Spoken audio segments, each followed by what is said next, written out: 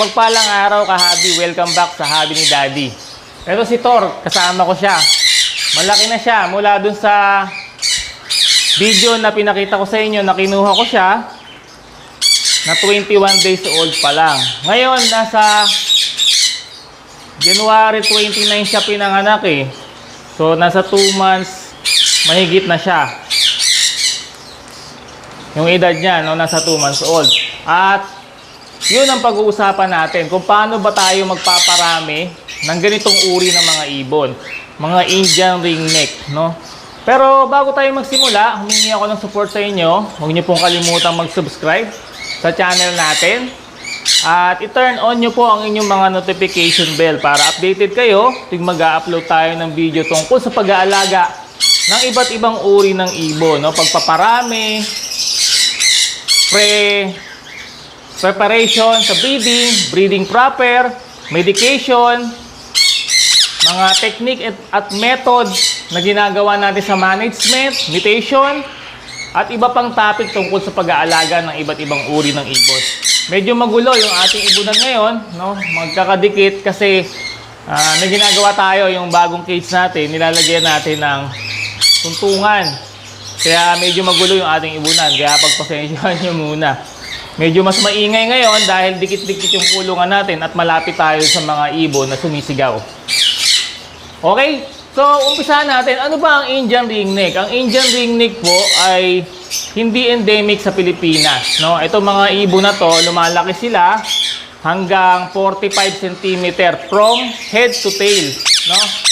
Kaya medyo malaki yung ibon, no? Na-classified sila as medium bird. At hindi nga to endemic sa Pilipinas, nag-originate sila mula sa pangalan nilang Indian ringneck. So marami sila kanila nasa India at doon para silang mga Maya, no? Dagsa. Parang hindi po ito classified na endangered species kasi sobrang dami po nito sa origin country nila. Ang Indian ringneck po, meron pong iba't ibang color combination, color mutation. Merong blue, merong puti, merong green, yung kanyang wild color na variation. Saka merong dilaw, merong pallid, may cinnamon, merong clear tail, merong emerald, merong kombinasyon ng mga mutation na yon. Merong din pied. So, marami siya, no? Mutation din, maraming mutation ang mga ibon na to. Pero, paano nga ba tayo makakapagparami ng ganitong uri ng ibon? Tor? Tor? Tor? Dali. Lumipad, bumalik ulit. So, paano nga ba tayo makakapagparami ng ganitong uri ng mga ibon? Unahin natin sa gendering. Ang mga ibon na katulad nito, hindi mo kaagad makikita ang gender kung mga bata pa. Pero pag sumapit sila sa 2 years old, makikita nyo na po yung pagkakaiba ng male sa female. Ang male, meron pong visible na ring sa kanilang leeg, samantalang yung mga babae ay wala. Pero kung wala pa silang 2 taon, hindi nyo po yun makikita. Ang way lang para malaman natin ang gender nila sa pamamagitan po ng DNA testing, no? DNA sexing test, no? Doon po natin gagawin para bata pa lang, malaman nyo na. Maliban na lamang po sa mga sex-linked mutation, saka na lang po natin yan pag-uusapan.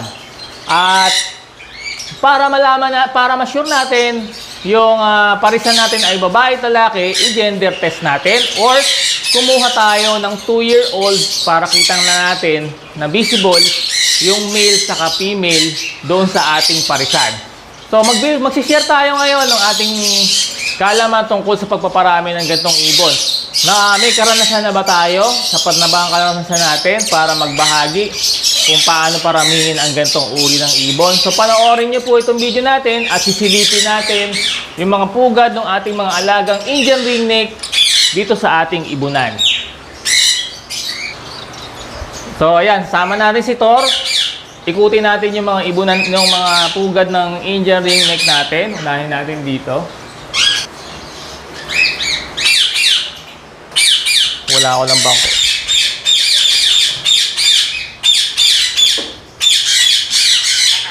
So ito, tingnan nyo, ito male to. Kitang-kita na yung ring sa neck niya. Ayan o, kulay pula. Iba-iba po yan. Pula't puti. Pagka dilaw. Pagka asul naman, pula, itim saka puti. Ayan o. Ayan, lalaki po yan. Yung babae, hindi natin makikita yung ganong visible na ring. Ayun yung babae natin. Ayan, wala siyang, may guhit pero hindi visible yung ring. Ayan, babae po yan.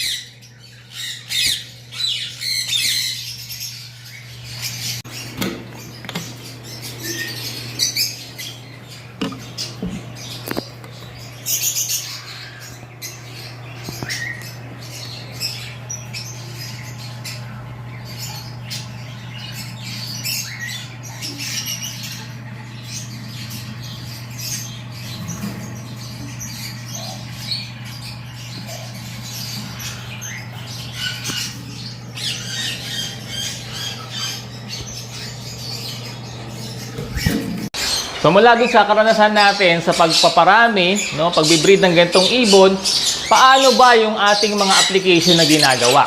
No, una, dapat siyempre, sabi ko nga sa inyo, kailangan masigurado yung pares yung ibon ninyo at nasa 2 taong gulang na para ma-breed. Ngayon, kung nasa 2 taon na siya at male and female, dapat po ganito ang gagawin natin, no, para maging successful yung ating breeding. Dapat meron tayong pre-breeding, no, na program na gagawin kung saan pupurgahin natin yung ibon sa pamamagitan ng Pepe dewormer. Yun yung unang step.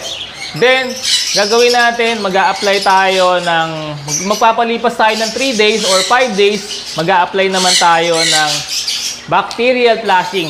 Hugasan natin yung katawan ng ibon para walang sakit na maaring nakatago sa kanila.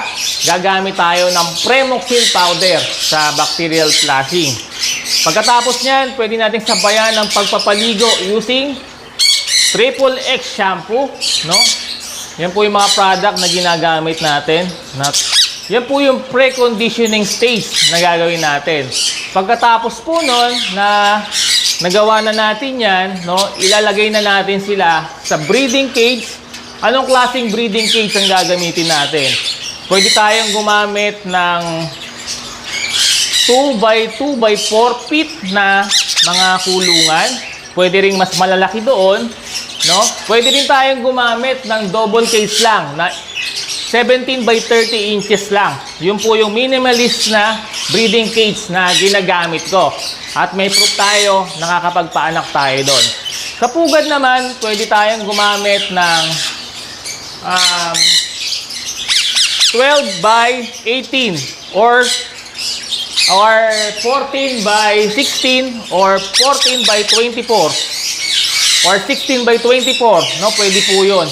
Ang pinakamaliit na pugad na ginamit ko, 12 by 12 inches. Yung pang kakatail. Nagbi-breed po yung ibon, no? Walang problema. Basta na-i-condition nyo na ng tama, no? At maganda yung preparation nyo. Siyempre, dapat mag-apply tayo ng Vitamin Pro at Egg 1000. Para na sa ganon, masigurado natin na nasusuplayan natin ng vitamina at minerals yung katawan ng ibon at ibubus natin yung fertility niyan sa pamamagitan ng mga vitamin na yan.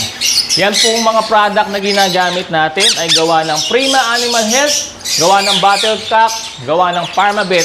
Lamang tayo sa pag-aalaga ng ating mga alagang ibon. Kapag yan po yung mga product na ginagamit natin. So kapag ka nai-apply nyo na po yung mga yan, aantayin natin naman yung season ng breeding nila. Ang season ng breeding ng Indian Ringneck ay from September to March. No, yan po yung breeding season nila. Merong maagang nagbi-breed, merong late nagbi-breed. Merong nagbi-breed ng September, meron namang February na nagbi-breed to March, no, late breeding. Meron namang sunod-sunod ang breeding, merong isa lang o dalawang beses lang mag-breed sa isang season. Kaya maganda po na kapag ka nagbi-breed na yung inyong mga ibon, kunin nyo na after 2 weeks, i-handfeed nyo using Handy ni Daddy hand feeding formula para yung breeder ninyo mag-reclat, no? Mag-itlog ulit at mahabol nyo yung season nila. Kasi nga, hindi yan buong taon nagbi-breed. Pero merong mga, yung normal mutation na nag-a-adapt sa loob ng isang taon, nagbi-breed ng tuloy-tuloy. Pero bihira po yun.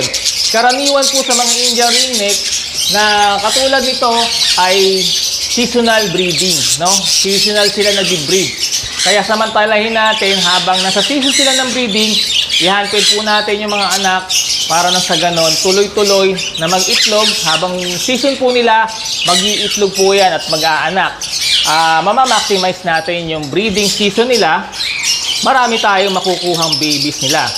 Sa hand feeding naman, sa susunod, papakita ko sa inyo kung paano yung proper hand feeding para masigurado nating mabubuhay yung mga inakay nila at hindi masasayang yung ating pinaghirapan sa breeding.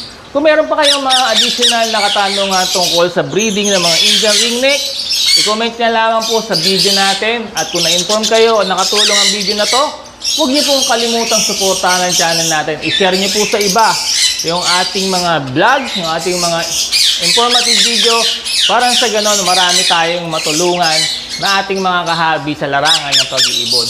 Salamat po sa inyong support at panonood. God bless po sa inyong lahat.